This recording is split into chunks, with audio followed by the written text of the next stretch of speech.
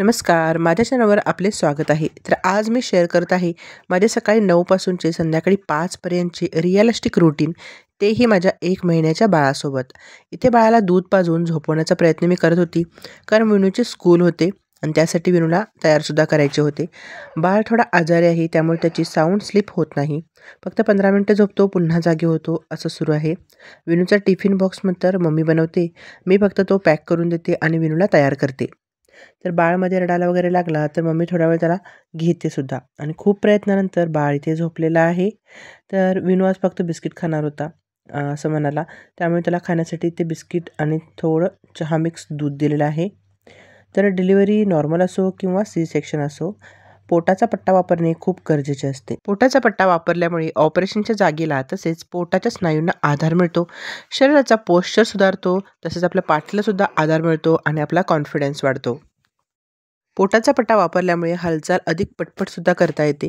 पोटाचा पट्टा वापरल्यामुळे ऑपरेशनच्या जागी सौम्य दाब पडतो, त्यामुळे टाके लवकर बरे होण्यासही मदत होते. तर आज विनूच्या टिफिनमध्ये चपातीचे रोल आणि संत्री सोलून दिलेलं आहे. तर एक बाजू याची रिकामीच आहे.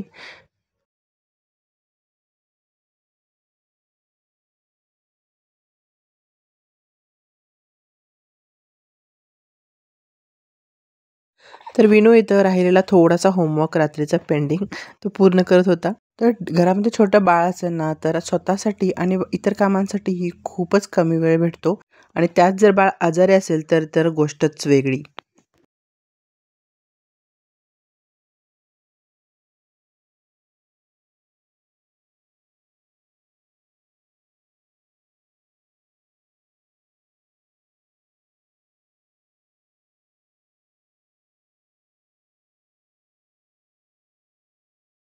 तर इथे विनूला तयार करून स्कूलसाठी पाठवलेलं आहे.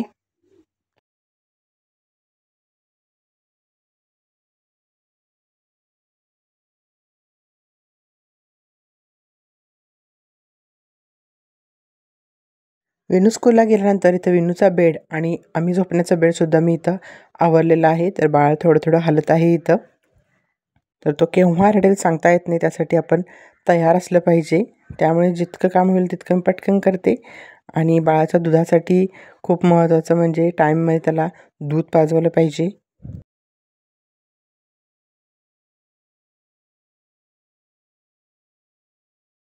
तर कधी-कधी बाळ इतकं रडतं ना, की काही सुचत नाही, की अगोदर दूध किती वाजता पाजवलेलं आहे आणि नेक्स्ट त्याचं फीडिंगचं टायमिंग केव्हा आहे. त्यामुळे बाळ का रडत आहे हे कन्फ्यूज होऊ नये, यासाठी मी इथं एका नोटबुकवरती ना दुधाचं टायमिंग जे पाजवलेलं आहे ते मी लिहून ठेवते, मेन्शन करून ठेवते. रात्रीसुद्धा झोपेमध्ये असतो आपण आणि समजत नाही, की बाळाला दूध पाजवून किती वेळ झाला आणि बाळ का रडत आहे, दुधासाठी रडत आहे, की इतर काही त्रास होतो म्हणून रडत आहे. तर त्यासाठी मी इथं त्याचं टायमिंग लिहिण्यासाठी एक नोटबुकच केलेली आहे. तर दूध पिऊन झाल्यानंतर त्याचं टायमिंग लिहिते आणि पुढच्या फिडिंगचंही अंदाजे टायमिंग मी इथं लिहून ठेवते. बाळ उठलेलं आहे आणि त्याचं दूधसुद्धा मी रेडी केलेलं आहे इथं.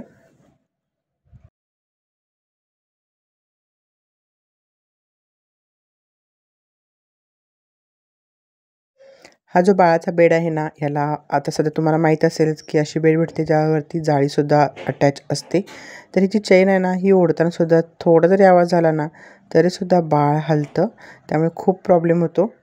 तर इथं वेळ होत आलेली आहे सकाळचे 11 आणि बाळाला मी इथं झोपवलेलं आहे. तर सगळे म्हणतात, की बाळ झोपले की आपण पटकन झोपून घ्यायचं. पण हे मला तर पॉसिबल वाटत नाही, कारण बाळची साऊंड स्लीप होत नाही इथं आणि त्यामुळे मला झोपायला भेटतही नाही. रात्रीसुद्धा व्यवस्थित झोप होत नाही आणि दिवसासुद्धा माझी व्यवस्थित झोप होत नाही.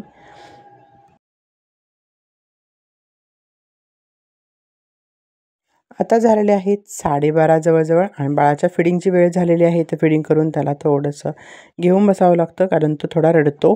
तर इथं बाळाला मम्मी घेऊन बसलेली होती आणि तोपर्यंत मी आली माझे गरम पाणी घेण्यासाठी. तर पिण्यासाठी या बॉटलमध्ये मी गरम पाणी म्हणजे कोमट पाणी भरून घेते. तसेच बॉटल धुवायची असते. बॉटल धुण्यासाठी कडकडीत पाणी केलेलं असतं. तर इथं पाणी गरम करण्यासाठी केटल मी स्टार्ट केलेली आहे.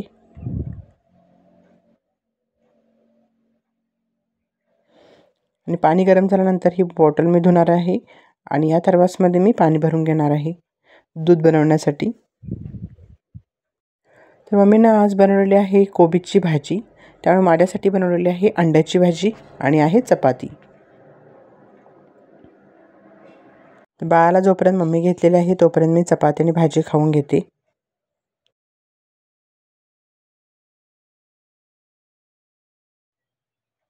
तर आता वेळ होत आहे जवळपास 1 आणि मम्मी इथं बाळाला झोपवत स्वतःसुद्धा बाजूला झोपलेली आहे.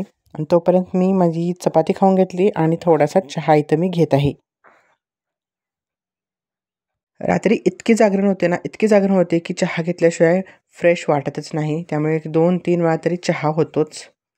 तर ते चहा घेतल्यानंतर थोड्या वेळानंतर मी चाललेले आहे अंघोळीसाठी. अंघोळ करून झाल्यानंतर मी इथं तयारी करत होते नेब्युलायझेशनची. कारण बाळ थोडासा आजारी आहे जसं मी सांगितलं, तर त्याला वाफ द्यावी लागते दिवसातून 2 ते 3 वेळा.